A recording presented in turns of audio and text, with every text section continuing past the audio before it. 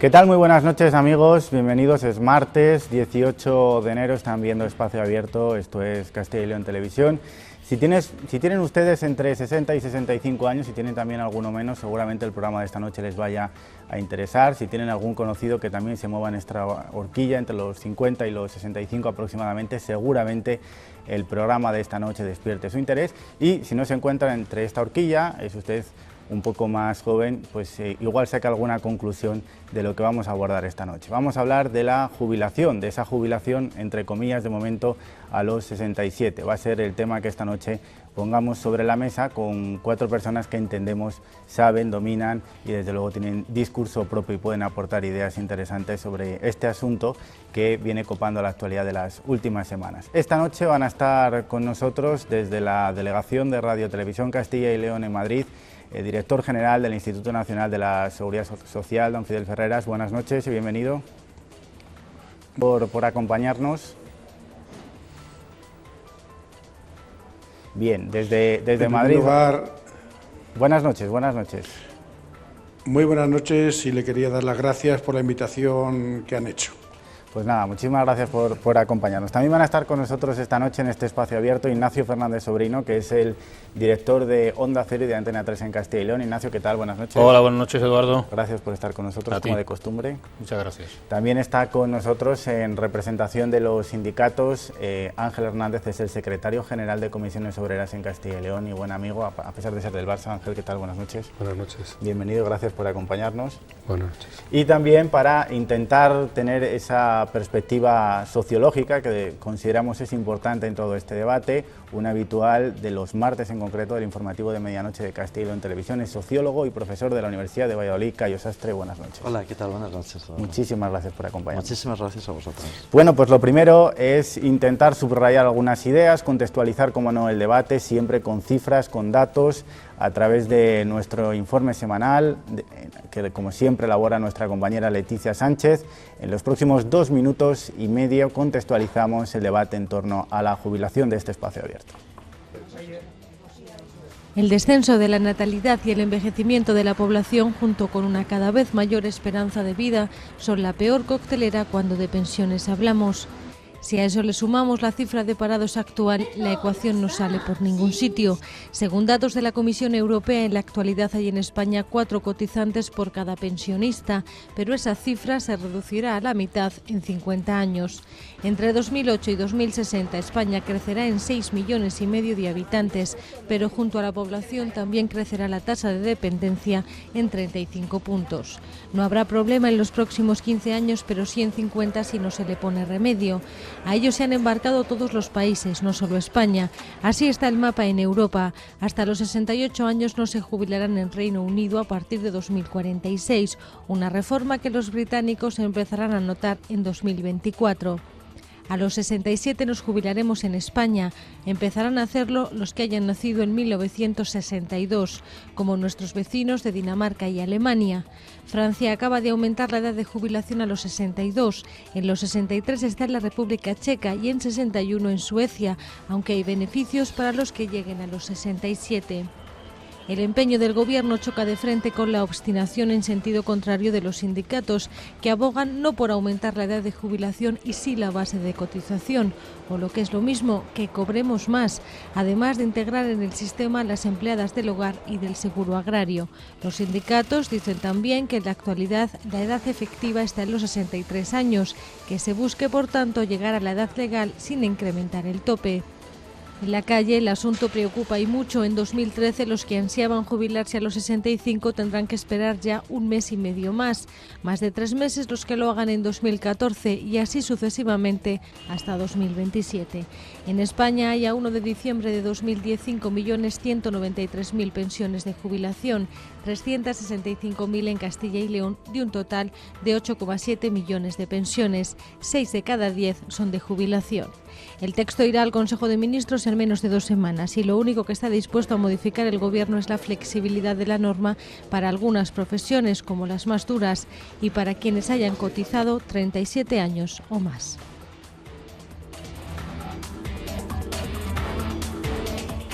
Bien, pues este es nuestro informe, una aproximación al tema que queremos abordar esta noche, y la primera pregunta que queremos plantearle al director general del Instituto Nacional de la Seguridad Social, que, como les decíamos al principio, está en la delegación de Radio Televisión Castilla y León en Madrid, es, a pesar de que ahora mismo, como apuntaba usted al principio, hay una mesa abierta de negociación, si todo apunta que la jubilación será definitivamente a los 67, sí o sí. Don Fidel, su turno. Bueno, yo creo que no tenemos que ser tan rotundos en las cifras y en los datos, sino que probablemente haya, vamos a ver cómo sale la negociación, pero en definitiva, si tenemos como punto de referencia efectivamente los 67 años de edad, no es menos cierto que habrá unas fórmulas de flexibilización que van a permitir el acceso a las pensiones de jubilación en España, pues a edades incluso más tempranas, sino también en función de años de cotización que realicen los ciudadanos a la seguridad social, que es un poco lo que está sucediendo también en otros países del entorno europeo. Luego, ese dato que yo creo que hemos mitificado demasiado con los 67 años, no es menos cierto que estamos hablando de un espacio temporal amplísimo, tanto como el que tiene la República Federal de Alemania, que ha ampliado recientemente de 65 a 67 y también comienza en el año 2013 y va también andando paulatinamente hasta el año 2027. Las fórmulas que se están utilizando en otros países de la Unión Europea, y yo siempre he dicho que la seguridad social habitualmente hay poco ya que inventar, sino ir adaptando los temas de la edad de jubilación, y nadie puede discutir a estas alturas que no lo dice la Seguridad Social en España y no lo dice el Gobierno de España, sino que el impacto demográfico que va a tener la sociedad española y la sociedad europea en su conjunto es una factura que todos los ciudadanos tenemos que pagar. Y ese impacto demográfico evidentemente cuesta dinero, no nos engañemos. Sabemos, y los datos estadísticos están ahí, y no creo que vayan en retroceso, ni mucho menos, son datos que pueden ser contrastables en cualquier parte, por cada 10 años que transcurren hay una mayor esperanza de vida a partir de los 65 años de edad en un año y 80 días más. Eso actualmente está consumiendo en Europa, si pudiéramos aislar lo que es el coste solo y exclusivamente lo que es el impacto demográfico, estamos hablando de un consumo de la productividad europea en torno al 0,8 puntos. El año 2015 será un punto de la productividad europea y en el año 2023-24 estamos hablando ya de algo más de un punto, 1,3. Con ello se quiere decir, teniendo en cuenta con la productividad en España, que debemos de aplicarnos para no confundir a los jóvenes. Me va a permitir el moderador que efectivamente les puede interesar mucho a las personas que están cerca de la edad de jubilación actual, pero a lo que le interesa a la seguridad social es que tengan especial interés también los jóvenes en el funcionamiento de la seguridad social, porque es la mejor herencia que le puede dejar una sociedad a otra. Yo estoy convencido que nuestros hijos estarán muy a gusto cotizando a la seguridad social para que sus padres tengan derecho mañana a una pensión digna, y con la esperanza de que sus hijos a su vez tengamos luego después también derecho a pensión. Muy bien, Ignacio. Teniendo en cuenta estos principios. Sí, Fidel, vamos a escuchar la opinión también de la mesa. Ignacio, Ángel, Cayo. Para empezar, quizá negando la mayor, porque el debate se plantea respecto de si, y antes nos lo decía Leticia, en España la jubilación hay que hacerla a los 67 o a qué edad. Elevar 2 años la jubilación no es verdad. En general la gente no se jubila en España a los 65 años, solamente lo hace el 40%. Mucha más gente se jubila antes o se prejubila, como lo estamos viendo. En segundo lugar, un dato de esta misma mañana, en Zamora, que es una provincia de nuestra región, tenemos ya la esperanza de vida más alta del país. Los hombres tienen 80 años de vida media en Zamora y las mujeres 85. Pero es que el año pasado en Zamora murieron 2.500 personas y solamente se registraron 1.000 bebés. De manera que, en fin, estos datos verdaderamente llamativos se cruzan con los de la el terco empeño de ciertos sectores de la sociedad, fundamentalmente los sindicatos y algunos partidos políticos como Izquierda Unida, cuyo líder, Cayo Lara, decía hoy que no hay nada que hacer, que no hay ningún margen para la negociación, que aquí no hay que tocar nada. Yo sí tocaría una pensión, la de los parlamentarios, que con solo 11 años de cotización pueden llegar a conseguir la máxima pensión posible. Esto es una afrenta que ahora el día 24 se va a discutir a propuesta de UPyD y a ver si los políticos dan la talla en este aspecto que tan didáctico sería para una sociedad que ve con incertidumbre el futuro de sus propias pensiones. Ángel. Bueno, yo creo que el debate sobre el sistema público de pensiones y todo lo que tiene que ver con la seguridad social es quizá la pieza más compleja que hay en el ordenamiento sociolaboral de este país. Y por lo tanto encuadrar un debate de una reforma que es necesaria, como han sido necesarias todas las que hemos venido haciendo, y el sindicato que represento es la única organización que ha firmado hasta ahora todos los acuerdos derivados del Pacto de Toledo con gobiernos de diferente color, es decir, con el Partido Socialista y con el Partido Popular. Nosotros entendemos que hay que ir haciendo reformas, y hay que ir haciendo reformas, evidentemente, como decía el señor Ferreras, para intentar garantizar unas pensiones dignas, más o menos como las que nosotros podemos tener hoy a los chavales y las chavalas que hoy tienen 25 años en el horizonte del futuro. De eso es de lo que se trata ahora, ¿no? Y entonces, centrar el debate sobre si tienen que ser 67 años sí o sí, me parece que es un debate absolutamente falto de capacidad intelectual y desde luego un error de bulto por parte del gobierno de nuestra nación, que es el que hace un año, sin necesidad, vendió ante las instituciones europeas y de otro tipo financieras una reforma unilateral de las pensiones, saltándose algo que ha funcionado mano de seda en este país, que ha sido el Pacto de Toledo. Primero, porque no era necesario vender en Europa la jubilación obligatoria a los 67 años, cuando este país tenemos aquellos trabajadores y trabajadoras que quieran o no les quede más remedio, pueden alargar a partir de los 65 años la jubilación. Y por lo tanto, desde esa flexibilidad, porque hoy la media de la gente que se jubila es de 63,2 años. Y desde que entró en vigor hace 4 años la flexibilidad en la prolongación de la jubilación, se ha ido acortando ese espacio. Quizá por donde deberíamos de haber trabajado en la reforma, si se hubieran hecho las cosas desde el Pacto de Toledo, desde el consenso, y no hipotecando la joya de la corona ante instituciones que nada tienen que ver con el déficit, todas estas cuestiones, era haber incentivado más a la gente que va a pervivir en ese periodo, más de los 65 años, bonificarles y por lo tanto poco a poco ir andando hacia eso. Pero con los 67 años, de forma voluntaria, obligatoria, como si al final se pacte o no se pacte, el problema de las pensiones no se va a resolver. Las pensiones del futuro es el trabajo de hoy. Y este país, con 4,5 millones de desempleados, tiene un problema muy serio, hoy y a futuro.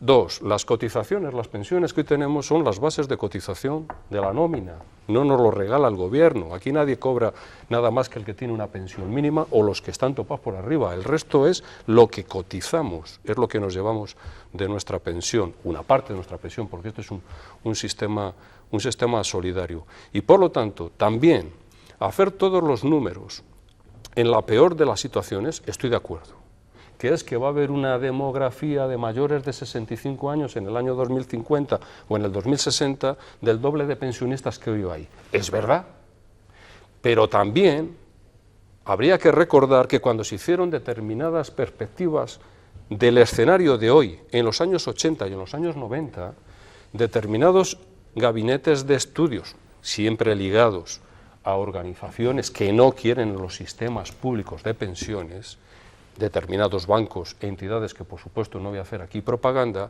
ya dijeron que en el año 2000 el sistema público de pensiones había hecho crack.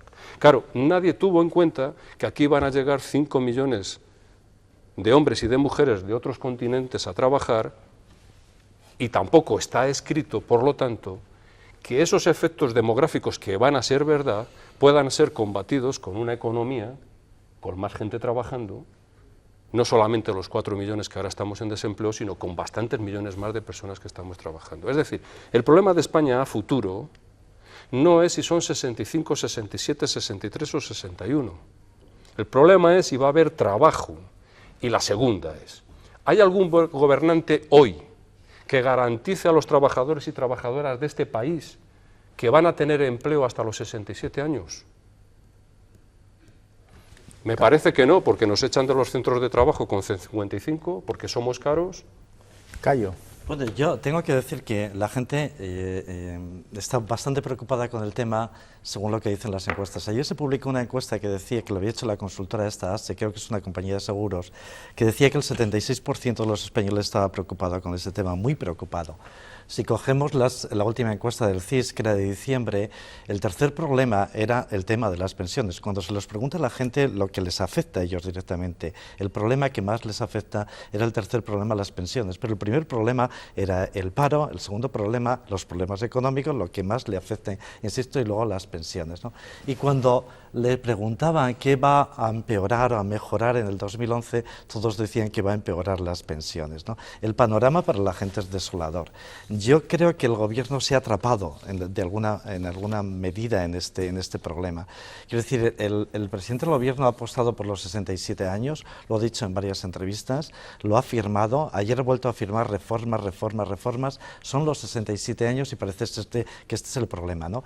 Yo, no como experto, sino como, bueno, yo estoy todos los días con gente joven que ya es demasiado vieja para estar donde está, en la universidad, en algunos casos sí debería de estar trabajando. Yo lo que me pregunto es si el sistema ya es muy rígido, si reunir las condiciones para jubilarse, teniendo en cuenta el contexto económico en el que vivimos, ¿cómo lo va a hacer la gente cuando le pongan los 67 años? Quiero decir, si conseguir ahora los 35 años de trabajo para conseguir la pensión a los 65, si ahora le subes a 67 y también aumentas esto de los 35 años a 41, ¿es correcto esto? O a 37 o a 38. Y si además tienes en cuenta no los últimos 15 años, el sistema le complicas más, ¿cómo la gente va a conseguir esto? Es mi pregunta, es la que quisiera que respondiese justamente el director general del general, Instituto ¿no? Nacional de la Seguridad Social. Don Si Fidel, el su sistema turno. se complica, ¿cómo la gente va a lograr conseguir la jubilación? Su turno. Bueno, se han vertido algunos datos y algunas afirmaciones que yo en algunos casos no estoy de acuerdo. Son los datos. En primer lugar, se está hablando de 67 años como edad legal y de referencia de la jubilación. Ahora bien, también no es menos cierto, como ha dicho el presidente del Gobierno, que se pueden utilizar mecanismos de flexibilización en relación con esa edad. Vamos a esperar lo que es la negociación y vamos a ver cuáles son esos mecanismos de flexibilización y que van a existir, como existen en todos los sistemas públicos de seguridad social en toda Europa, que una es la edad de referencia, a partir de la cual se establecen unas fórmulas flexibles para determinados supuestos y con determinado número de cotizaciones, a partir de los cuales se puede acceder acaso a edades distintas, como ya lo ha anunciado el presidente de Gobierno, a edades distintas de los 67 años de edad. Primer tema. Segundo tema. Tenemos que saber que la demografía es algo que no podemos obviarla, es un tema que está ahí, no es un problema de natalidad, cuidado. La demografía es el impacto que genera sobre el coste de las jubilaciones en todos los países de la Unión Europea por el mayor aumento de la esperanza de vida a partir de los 65 años de edad. Y nosotros sabemos, como ya dije antes, que por cada 10 años que transcurren hay un año más y 48 o 70 días que hay que pagar esas pensiones más tiempo. Y ese es un dato real que está ahí y que las estadísticas son lo que son. A lo que decían antes, no sé cuál de los contertulios de esta noche, actualmente en la Seguridad Social aproximadamente el 70%, 68,5%, entran a la jubilación desde el trabajo. Es decir, que están realizando una actividad laboral bien trabajadores por cuenta ajena, por cuenta propia, y eso supone para el sistema en torno al 68,5%. Tenemos un 10,5% de personas que entran desde las prestaciones por desempleo y otro 10,5% que entran desde el subsidio de paro. Cuando yo oigo que hay personas que por aumentar la base reguladora de las pensiones, que puede pasar de 15 a 25 años, yo desde luego, si me encontrase en una situación del subsidio por desempleo, no es que pediría al gobierno que me alargara hasta los 25 la posibilidad de que se tomaran en cuenta esas bases de cotización. No lo pediría, es que lo exigiría, porque automáticamente esas pensiones van a ser más altas. Y ahora mismo se está computando como base mínima de cotización acaso a una persona que durante toda su vida laboral ha estado cotizando por una base de 1.500, 2.000 euros, y sin embargo, si tiene la mala suerte de caer los últimos años en desempleo y pasar al subsidio por desempleo, la pensión que le va a quedar, desde luego, el bajón puede llegar a una pensión mínima de la seguridad social. Y eso es algo que debemos solucionar, y no creo que sea un tema dramático en absoluto, de pérdida de derechos de pensión, ni mucho menos, ni mucho menos. Mire, le puedo decir, Alemania tiene toda la vida laboral, Holanda tiene toda la vida laboral, Italia tiene toda la vida laboral, Francia ya hemos visto lo que ha hecho con la reforma de las pensiones recientemente, estamos hablando también de 20-25 años de base reguladora. Eso respecto de la base reguladora. Hay otro dato que ha saltado también aquí en la mesa, con la edad a partir de la cual se accede hoy a las pensiones de jubilación. Me va a perdonar, creo que ha sido el representante de Comisiones Obreras, 63,2, los datos que tenemos recientemente en la Seguridad Social son 63 años y 10 meses. Eso es un dato bueno, eso es un dato bueno, incontestable. Ahora, también tenemos que saber que ese mecanismo de alargamiento voluntario de la edad de jubilación por encima de los 65 años, que se puso en marcha con la ley en el año 2004, eso nos está dando unos resultados no especialmente buenos. Le tengo que decir que actualmente tenemos en torno a 22.000 pensionistas al año que acceden a la pensión de jubilación por encima de los 65 años de edad, a pesar de que hay un incremento de la cuantía de la pensión del 2% o del 3% en función de los años de cotización. Ese es un dato real, no nos podemos ocultar de que ese es un dato que está ahí. Luego hay algo que pesa en la seguridad social, y hay que decirlo, que pesa como una auténtica losa sobre el coste de las pensiones de la seguridad social. Desde el año 2004 hacia el año 2010, hemos pasado de jubilaciones parciales en España de 2.500 en aquel entonces a un pico en el año 2009 de 35.000 jubilaciones parciales. Este año, afortunadamente, digo, para la seguridad social hemos bajado a 25.000. Tenemos que saber que cada jubilación parcial que pasa en España le cuesta al sistema adicionalmente 126.000 euros. Echen ustedes la cuenta lo que significa el coste ese para la seguridad social. Y son ciudadanos que entran con 61 o 60 años de edad a la jubilación parcial. No es fácil encontrar países de la Unión Europea que tengan una regulación de la jubilación parcial como la tenemos actualmente en España. El coste para la seguridad social, si actualmente eso se siguiera incrementando, eso es un coste difícilmente asumible por la seguridad social, no digo a largo plazo ni a medio plazo, sino incluso en el corto plazo. Claro. Pues porque el coste que está suponiendo es un coste muy elevado. Sí, me van a decir que hay un trabajador, un contrato de relevo. Sí, eso está muy bien, pero no es menos cierto que la pensión la está empezando a pagar la Seguridad Social y no son precisamente las pensiones más bajas del sistema. Le puedo decir que la media de las pensiones de jubilación parcial de este año estamos teniendo 1.585 euros mensuales. la pensión media de entrada al sistema, estamos hablando en torno a 1.230 euros mensuales, digo, las nuevas pensiones.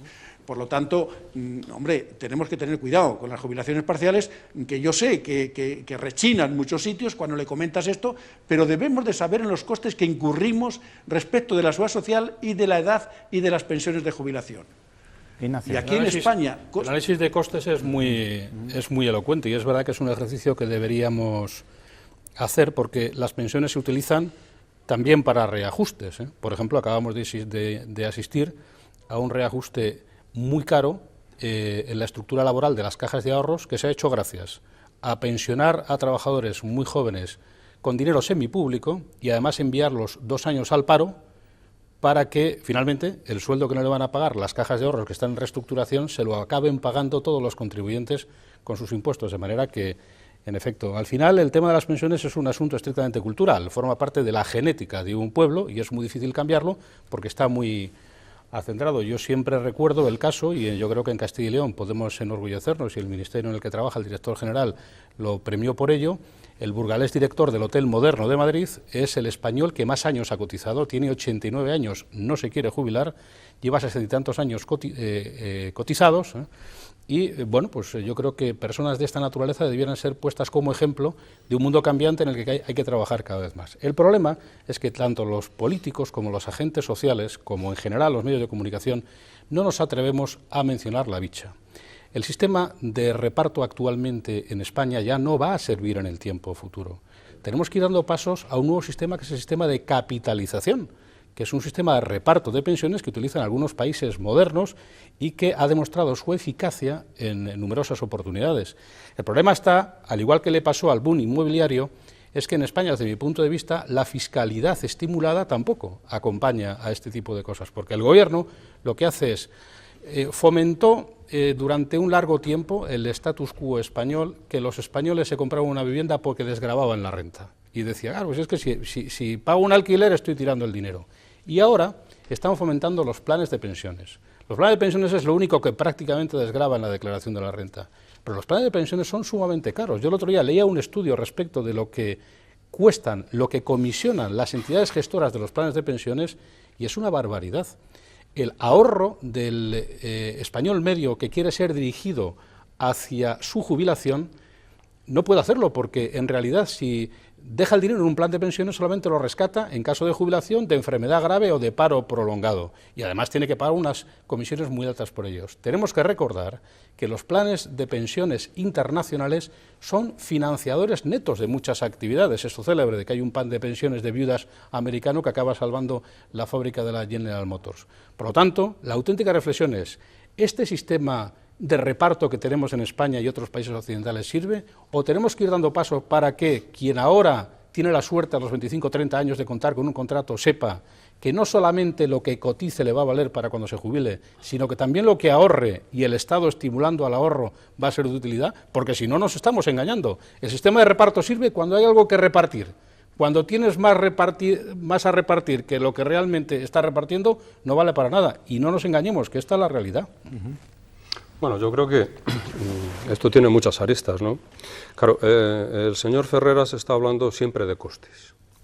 Y como ya estamos acostumbrados que las reformas en este país son derribos, pues está en la lógica de su discurso.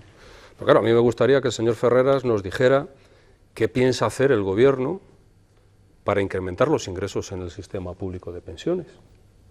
Porque claro, ¿es razonable que haya colectivos de muchos millones de ciudadanos en este país que se planifiquen la pensión, que coticen solo a los últimos 15 años? ¿Es normal? ¿Es legal? Pero me parece que no es normal que haya empresarios que tienen trabajadores a su cargo que cotizan menos a la seguridad social que sus trabajadores. A lo mejor tenemos que elevar las bases de cotización de todo el mundo. Lo que nos faltaba ya. Como no hay más de 4 millones de desempleados. No, es que tú lo que estás planteando es que llevemos el dinero a no sé qué banco para que nos hagan un plan de pensiones de esos privados, además bonificado por el Estado, que yo estoy absolutamente de acuerdo. Resulta que he planteado lo contrario. Estoy absolutamente de acuerdo con que se desgraven esas cuestiones. El que tiene dinero para ir a un plan de pensiones, que vaya y que se lo meta. Por cierto, que están todos en negativo, ¿eh? Sí, lo he dicho yo. Bueno, está muy mal bien, gestionado, bien. si son muy caros. No, pero lo que quiero decir es que yo soy un defensor de este sistema. Dentro de la injusto que hay, es el más justo, el más solidario, intergeneracional e interclasista que Mientras existe. haya dinero a repartir. El día que no lo haya... Perdón, es que el sistema público de pensiones se hace con las aportaciones que hacemos los trabajadores y los empresarios, que ya vienen las cotizaciones que hacemos, que ya vienen derivadas de los costes que hacen las empresas de las cosas, ¿eh? O sea, la pasta que ponen los empresarios ya viene calculada en los costes, o sea que esto viene por donde viene. Aquí el Estado solamente está poniendo para complementos a mínimos, que por cierto, todavía no está cumpliendo el último acuerdo. Todavía no están integrados los REAs, no están integrados otros regímenes que ya tenían que estar integrados en el sistema público de pensiones. Hay que decir que por dónde se buscan ingresos al sistema. Porque claro, es que si todas las reformas que se hacen en este país es para minorar los ingresos de los ciudadanos, para bajarles sus derechos sociales, para bajarles sus derechos laborales, pues evidentemente alguien tendrá que decir que no. Pero nosotros no decimos que no porque no. Es que nosotros decimos que hay otras fórmulas. Y lo dice un sindicato que ha firmado 4 pactos con los diferentes gobiernos. Estoy de acuerdo con el señor Ferreras que incrementar, si no queda más remedio, en una reforma para hacer posible el sistema público de pensiones a la gente que tenga que cobrar pensiones en los años 50, el periodo de cálculo de los 15 a los 20 años tiene que entrar en negociación y hay que aplicarlo, no es una tragedia, porque haya colectivos, que lo ha dicho él y estamos de acuerdo, que son las personas de más de 50 años expulsados del mercado de trabajo, que han tenido largas carreras y ahora se quedan sin nada, a esos evidentemente cuanto más atrás se les coja, salen beneficiados. Pero hay otros colectivos, por ejemplo las mujeres que se han incorporado ahora al mercado de trabajo, que salen enormemente perjudicadas. Y por lo tanto lo que habrá que ir buscando es cómo ir amoldando esas situaciones para que en un sistema que es de reparto, que es que si yo cotizo por mucho y otro cotiza por menos, yo pongo un poco para que eso es solidaridad. Esto sí es muy bonito, pero ojalá no, fuera es que así de fácil. El sistema público es así. Por eso somos defensores de eso. Porque, oye, si yo gano 3.000 euros y me voy al banco, me hago mi plan de pensiones, el que gane 500 y no puede hacer eso, que es lo que ocurre en Estados Unidos y en otros modelos neoliberales, no tienen pensión. Por eso los ciudadanos de este país están muy preocupados por el paro, por la economía y por las pensiones, porque todo es lo mismo, que es el estado de bienestar. Sí. Eso, Sí, vamos a ver, si yo no tengo preocupados. problema en entenderlo. Yo creo que esto está lleno de números y presenta muchas aristas, como ha dicho Ángel. Lo cierto es que yo creo que habría que ir a buscar la fórmula de cómo corregir las injusticias del sistema o cómo hacer el sistema viable y flexible al mismo tiempo. Lo que están diciendo ahora de ampliar ese periodo yo creo que es adecuado. Verificar cómo las mujeres funcione mejor el sistema también creo que es adecuado. Ver cómo incorporar más gente de 50 años en el sistema también yo creo que sería una de las soluciones. Pero yo creo que aquí el gobierno, personalmente, insisto sobre esto porque yo creo que el gobierno, los políticos, los actores principales se han atrapado ellos solos. Yo creo que nadie está negando que hay que reformar y modificar las cosas y de hecho está en la filosofía del Pacto de Toledo, ir introduciendo reformas de acuerdo con los cambios demográficos, los cambios económicos, los cambios en las estructuras ocupacionales y todo esto. O sea que nadie está pensando en los planes de reforma inamovibles, digo, en sistemas inamovibles, ni está pensando yo creo que en los sistemas de pensiones privados. Yo creo que hay un problema, insisto, sobre esta idea de atrapados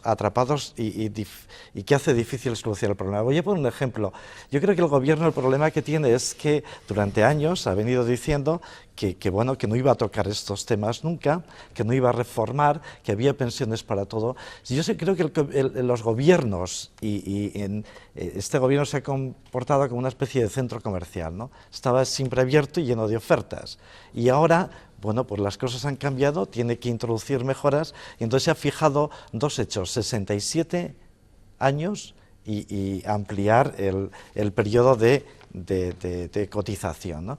Y yo creo que esto está mal planteado, sinceramente. Creo que hay que buscar todas las aristas, como él decía, como Ángel decía, para hacer que el sistema sea flexible y se adapte constantemente a los cambios que sean necesarios. Porque pensar que un joven que está con 24 años en la universidad tiene que comenzar ya a trabajar y no terminar de trabajar nunca y cumplir los 67 años para cumplir estas condiciones, yo lo veo inviable, sinceramente. La única persona del gobierno a la que yo le he oído hablar claro de este asunto durante mucho tiempo es a Octavio Granados. El único que lo viene advirtiendo desde hace ya 4 o 5 años. El presidente del gobierno, en fecha de febrero del año pasado, envió un documento a Bruselas en el que se hablaba de pensiones y cuando se dio cuenta de que eso provocaba alguna inquietud, lo tachó. Los sindicatos que están negociando ahora con el gobierno ya han conseguido que el ministro de Trabajo modifique las condiciones de aplicación de la reforma laboral en aspectos relativos a las empresas que pueden despedir estando en pérdidas, siendo que se ha hecho más restrictivo aquello que se aprobó y que dio pie a la, entre comillas, mal llamada huelga general, porque fue huelga, pero que no fue general. Y el gobierno siempre está negociando al límite. El mismo Zapatero que ahora dice que sí, que el día 20 y tantos de enero vamos a tener una... y que ahora ha tenido que llenar la caldera de humo metiendo a Jesús Caldera para intentar remontar una situación que no avanza, no sabemos muy bien lo que están negociando por debajo. Hace 3 o 4 años en Rodiezmo pegaba gritos diciendo que este país no tenía ningún problema de pensiones. Y esta es la auténtica problemática, que el Pacto de Toledo data del año 1995 y que en el año 95 se llegaron a acuerdos de decisiones que había que tomar, solo parte de las cuales se han aplicado y el resto de los partidos políticos han mirado para otro lado. Y gobiernos irresponsables hacen que nuestra situación sea la que tenemos en este momento. Gobiernos y actores sociales responsables, y eso incluye a los empresarios y a los sindicatos. Ángel, brevemente, y vamos de nuevo hasta Madrid con el señor Ferreras. Lo que ha dicho Ignacio, como de costumbre, hay una cosa con la que estoy de acuerdo, que es el presidente del gobierno ha tenido una muy mala manía de anunciar en Rodiezmo la subida de las pensiones. Eso es una mala costumbre, este año la ha corregido. Quizá porque no había nada que subir y porque el escenario ya tampoco aconsejaba. La huelga general del 29 de septiembre sí que ha valido, porque de entrada el gobierno está reconociendo que ha metido la pata ya en el tema que fue el centro de nuestra reivindicación, que era el despido preventivo. Y ya está diciendo que eso es un gran error, porque entre otras cosas eso es insostenible judicialmente, legalmente, y es un coladero. Por lo tanto, ha servido la huelga general. Y la huelga general ha servido también para que en este momento estemos negociando algo que si no es al gobierno también ya lo habría impuesto también en el boletín oficial del Estado. O sea, que la huelga sí que sirvió. Señor Ferreras. Señor Ferreras, bueno, por alusiones, ha tenido varias alusiones en el turno anterior, he visto que iba tomando nota. Sí. No se crea, no se crea. Bueno, cuando hablamos de las reformas de las pensiones o la reforma de la seguridad social en su conjunto, en España tenemos que saber, igual que pasa en todos los países del mundo, lo que se llama la reforma de las pensiones o la reforma de los sistemas debido a los cambios que se producen en la sociedad. No pretenderemos pensar que la sociedad española del año 85, que fue una de las principales reformas que se han hecho en España respecto de las pensiones, y recuerdo lo que sucedió en aquel momento, y recuerdo lo que se dijo también en aquel momento, hoy lo que dijeron algunos en aquel momento, hoy están diciendo que fue la mejor reforma que se llegó a hacer. Recuerdo porque yo me tocó escribir algo de aquella reforma, y se hizo la reforma del año 85, se hizo la del año 90, se hizo la del año 95 con el Pacto de Toledo, se hizo la del año 97, se hizo la del Pacto de Toledo del año 2003 y ahora se ha vuelto otra vez al Pacto de Toledo por la vigencia de 5 años de las reformas. Por lo tanto, si hay alguien que piensa que haciendo una reforma en la seguridad social se van a solucionar los problemas de futuro y para siempre de la seguridad social, es que no entiende el mecanismo de funcionamiento de ningún sistema público de protección social. Se lo digo así de abiertamente. No entiende el mecanismo de funcionamiento. Porque la sociedad cambia. Y hoy nos sorprende que, por ejemplo, el 30% de los niños que nacen en España nazcan fuera del matrimonio. Habrá que dar alguna solución a eso. Por ejemplo, que más de 1/3 de los matrimonios que se suceden en España terminan rotos y que se producen parejas de hecho, y que hoy la Seguridad Social protege. Yo no estoy de acuerdo en lo que se ha dicho antes en relación con la disminución y la, digamos, el retroceso en la protección social en España. No puedo estarlo por una razón y los datos son algunas veces testarudos. ¿Que hay algunas cosas que se han podido hacer mejor? Por supuesto que sí, por supuesto que sí. Ahora, también tengo que decir, el gasto en pensiones en España que estamos teniendo se está manteniendo e incluso por encima de lo que teníamos hace 4 y 5 años. Hombre, no se puede decir y afirmar que se ha habido un retroceso en la protección social. ¿Habrá habido acaso un reparto distinto en gasto en protección social? Pero decir que se ha rebajado el gasto en protección social en España, así de esa forma genérica, desde luego es muy complicado cuando ves los estudios y los datos que están encima de la mesa.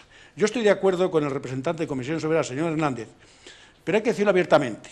¿A quién se está refiriendo cuando dice que alguien de los 15 años que solamente cotizan por 15 años de la Seguridad Social, incluso por unas bases mínimas, que solamente alcanzan una pensión mínima y que acaso otras personas u otros trabajadores en esa misma empresa están cotizando por 1.500 y 2.000 euros al mes? ¿A quién se está refiriendo? Los autónomos. ¿Se lo digo yo? Los autónomos. Se lo digo de antemano. Eso lo sabemos en la Seguridad Social y vamos a intentar solucionarlo. Vale. Son justamente, y nadie lo pide, y sabemos de antemano que en algún sector de los cotizantes en la Seguridad Social va a rechinar, porque yo no entiendo normal, lo digo sinceramente, desde el punto de vista social y de la Seguridad Social, es difícil de entender que una persona que tenga 3 trabajadores o 4 o 5 en su empresa, y resulta que el dueño de la empresa esté cotizando por la base mínima y resulta que todo el resto de sus trabajadores estén cotizando por 1.500 o 2.000 euros al mes. Hombre, es complicado entenderlo, ¿eh? Eso está muy difícil de entender y además es el sentido común, es que no hay otra fórmula. Pues hagámoslo. Ahora, hagámoslo, efectivamente. Claro. Vamos a intentar hacerlo y solucionar problemas. Yo no quería levantarme de esta mesa sin decirle un dato. No sé quién ha sido.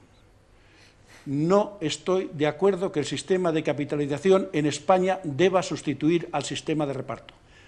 Sería el mayor retraso que podía presentarse ante la sociedad española porque sería como el fracaso del sistema de bienestar. Se lo digo así sinceramente, solamente le voy a poner un ejemplo. Usted se imagina, al que lo haya dicho, usted se imagina qué es lo que habría sucedido en Alemania después de la Segunda Guerra Mundial si hubiera tenido Alemania un sistema de capitalización y no un sistema de reparto.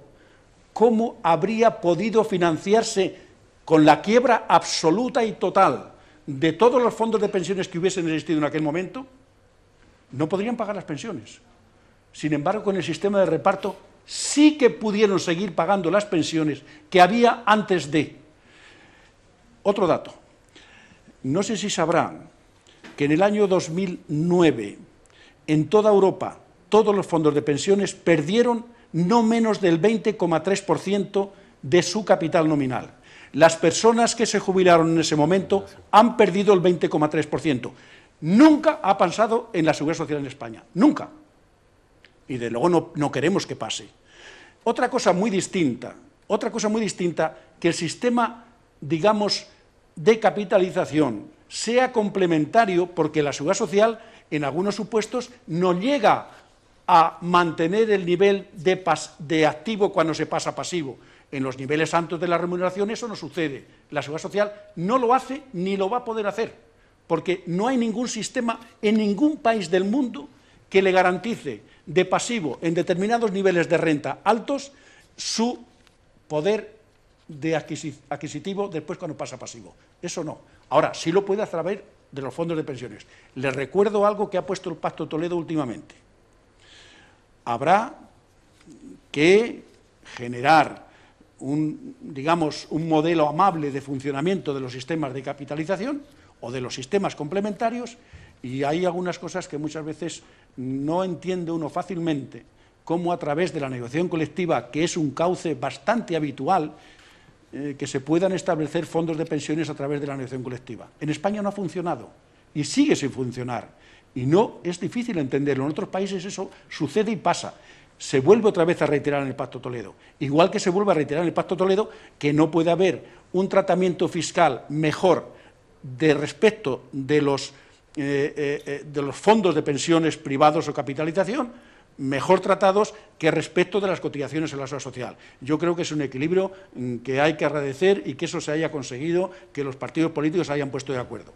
Ahora, decir que el sistema de reparto no tiene futuro, solamente le digo, no hay ningún sistema de capitalización en todo el mundo que haya tenido una larga vida como ha tenido el sistema de reparto, que quiero recordarle, en 1881 fue el primer sistema de reparto que se implantó en Alemania y desde el año 1881 hasta la actualidad han corrido unos cuantos años y desde luego no he visto ningún sistema de reparto en toda Europa que haya quebrado, mientras que los sistemas de capitalización alguna sorpresa nos han dado, ya le digo, en el año 2009. Estamos hablando ni más ni menos del 20,3% de pérdida media en Europa. Yo, se lo digo sinceramente, y estoy en contra de que el sistema de capitalización vaya a poder sustituir en España al sistema de reparto. Lo que tendremos que hacer puede ser complementario para mejorar aquel nivel de renta que hemos tenido y que hagamos, el que quiera que haga su esfuerzo y es voluntario o que entre a través de la vía de la negociación colectiva. Es bueno para el país, es bueno para los trabajadores y es bueno también para la propia negociación colectiva. Ahora, de ahí al paso siguiente, a que tengamos que sustituir el sistema de capitalización, el sistema de reparto por el sistema de capitalización, no. Entre otras razones, por una cosa muy sencilla. Oiga, mire, hemos aprobado la Constitución. Y en la Constitución se dice clarísimamente que se mantendrán un régimen público de protección social y la seguridad social complementaria será libre. Esa es la Constitución, y ese es el artículo 41 de la Constitución, y yo quiero vivir con ese artículo 41 de la Constitución, y lo que no quiero es decir que el sistema de reparto no sabe adaptarse a las circunstancias cambiantes de la sociedad, que se están produciendo continuamente, y si alguien cree que con esta reforma se van a solucionar los problemas incluso en el año 2025, ¿sabe alguien cómo va a ser la sociedad en aquel momento? Por alusiones. Yo no lo sé. Bueno, claro, nadie lo sabe.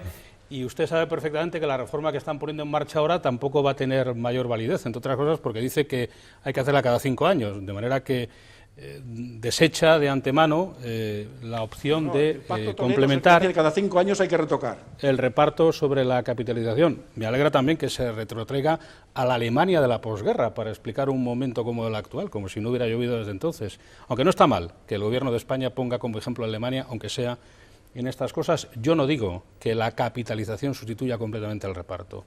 Digo que ya va siendo hora, como el señor Ferreras ha hecho muy bien y le alabo por eso, que el gobierno de España o los políticos españoles le digan a la sociedad que desde pequeñitos hay que ir pensando ya en la jubilación, considerando que no solamente lo que uno cotiza va a ser lo que uno va a tener cuando se jubile, sino que hay que ahorrar también para la jubilación, quizá con una prioridad que nuestros padres o nuestros abuelos no tenían, porque ellos tenían la posibilidad de hacer una pensión a la que quizá los demás no vayan a poder acceder. Y respecto de lo que dice el señor Ferreras, que también antes decía Ángel, acerca de las pérdidas de los planes de pensiones, que por cierto, los planes de pensiones son los que acaban luego, en parte, comprando la deuda española, que acaba financiando el sistema público que todos tenemos, pues naturalmente que sí. Una vez más, la culpa es del gobierno. Lo dije antes en mi intervención.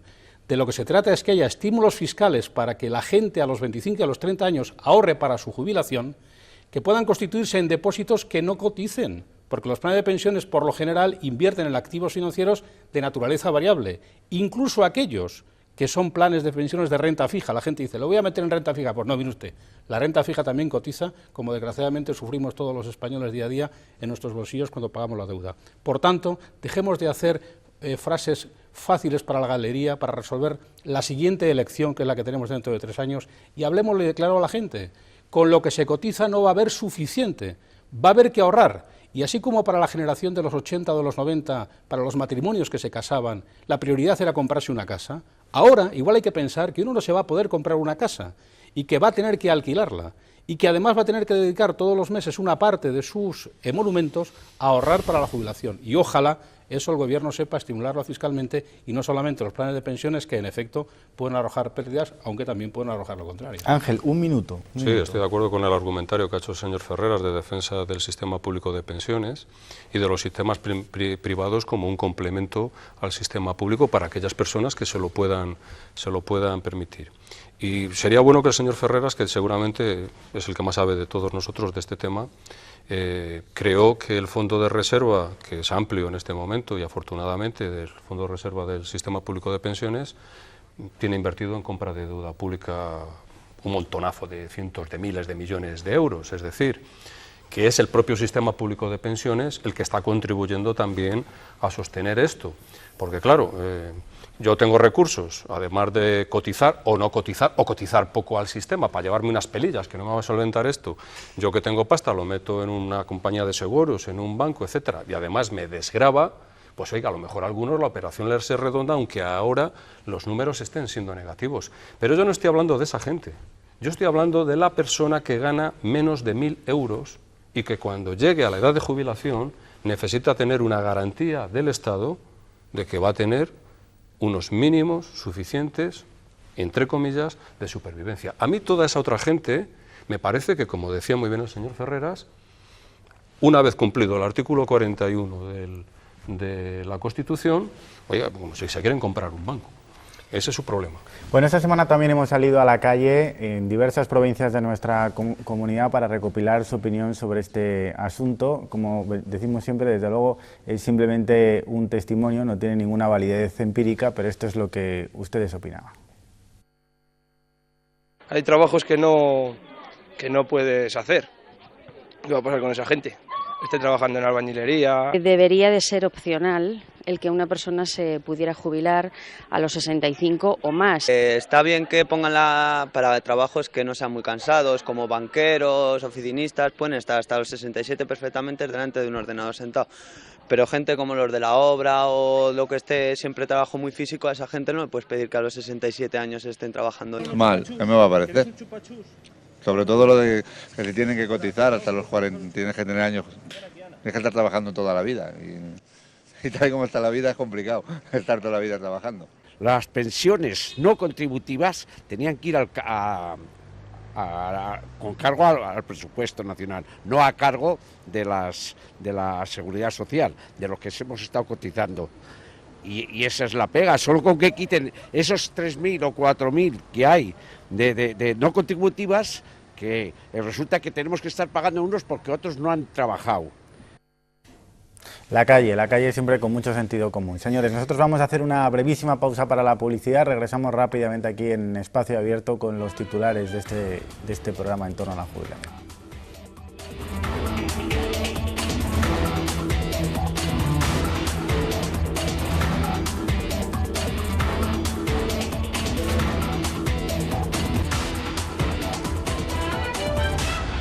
Si es necesario para que los jóvenes podamos el día de mañana cobrar una pensión, pues habrá que afrontarlo con naturalidad.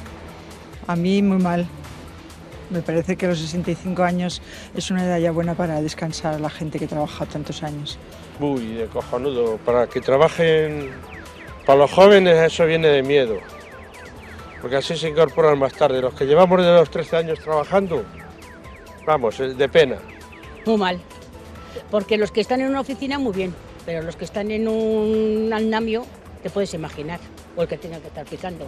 Pues fatal, ¿qué me va a parecer? ¿Tú te crees que yo me voy a jubilar a los 67? Muy mal. Digo yo qué sé.